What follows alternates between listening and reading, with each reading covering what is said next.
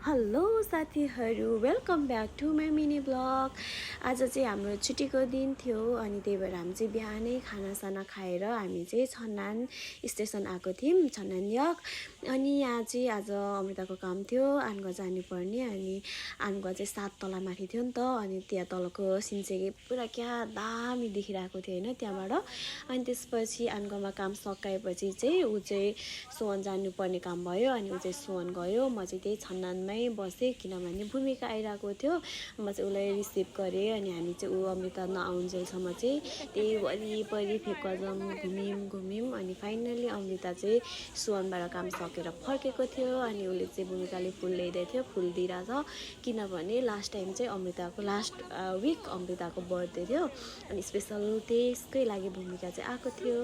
अनि अमृताले चाहिँ हेर कस्तो राम्रो मेरो फुल भन्दै देखाइरहेको छ। अनि त्यसपछि हामी चाहिँ त्यहाँ पास्ता खायौँ, पास्ता चाहिँ कस्तो मिठो थियो।